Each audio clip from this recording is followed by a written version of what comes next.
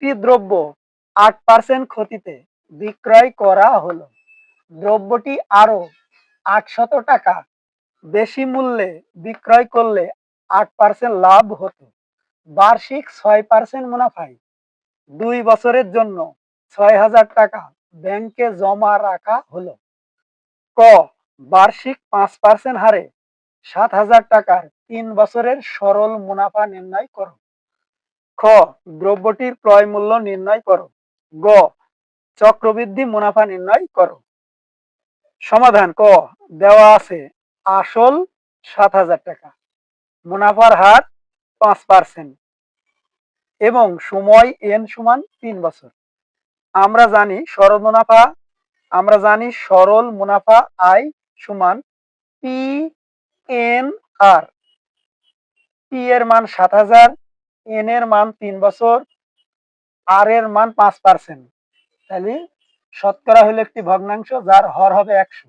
তাহলে 5% হলে কি হবে? হর 100 উপরে 5, 2 শূন্য কাটা 2 শূন্য কাটা, তাহলে 3 5 15 আর এখানে আছে 7, 3 5 15, 7 15 105, একটি মাত্র শূন্য। তাহলে উত্তর হচ্ছে কত?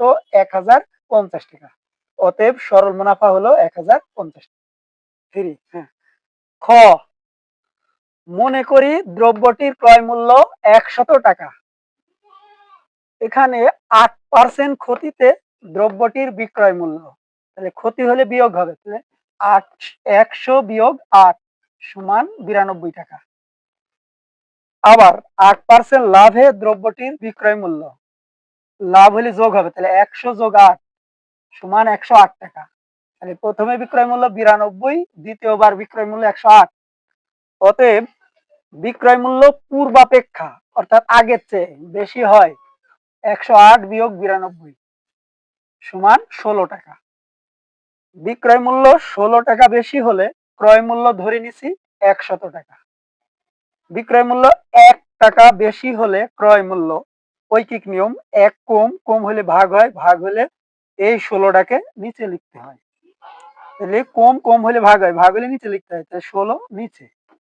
এবার দ্রব্যটির বিক্রয় মূল্য 800 টাকা বেশি হলে ক্রয় মূল্য, তাহলে 1-এর চেয়ে 800 বেশি, বেশি হলে গুণ হয়, গুণ হলে উপরে লিখতে হয়, তাহলে 800 উপরে, 100 গুণ 800 বাই 16, 16 1 16, 5 16 80, 5 16 80, এই একমাত্র শূন্য উঠে গেল।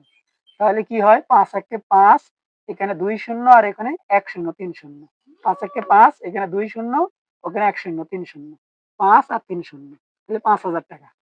অতএব দ্রব্যটির ক্রয় মূল্য 5,000 টাকা। গ, দেওয়া আছে আসল পি সমান 6,000 টাকা, মুনাফার হার আর সমান 6%, সময় এন সমান 2 বছর। আমরা জানি চক্রবৃদ্ধি মুনাফা সি মাইনাস পি ইকুয়াল, সির সূত্র হলো P into 1 plus R whole power N minus P. এখন পি এর মান 6,000 ইন্টু 1 কইতে 1 যোগ কইতে যোগ, আর এর মান হলো 6%, মানে 6/100, এন এর মান 2, তাহলে হোল পাওয়ার 2 মাইনাস পি এর মান 6,000 বিয়োগ 6,000। এখন 6,000 কইতে 6,000, 100 লসাগু, তাহলে 100 1 100, 100 কে 100 দিয়ে ভাগ করলে 1, 6 1 কে 6, হর দিয়ে ভাগ, লব দিয়ে গুণ। এটার হর নেই, তাহলে 100 1 কে 100 হবে, আর এটার হর আছে 100 দিয়ে 100 কে ভাগ করলে 1, 6 1 কে 6, তাহলে 106/100 পাওয়ার 2 বিয়োগ 6,000। এখন পাওয়ার 2 মানে 2 বার, তাহলে 106/100 গুণ 106/100 বিয়োগ 6,000। এখন এখানে 2 শূন্য, এখানে 1 শূন্য, তাহলে 3 শূন্য কাটা, তাহলে থাকে কি 106 আর 106, 106 কে 106 দিয়ে গুণ, 106 কে 106 দিয়ে গুণ। তাহলে আমরা গুণ করি, 6 6 36, 36 আর 6 হাতে 3, 6 শূন্য শূন্য, হাতে 3 বসে গেল, 6 1 কে 6।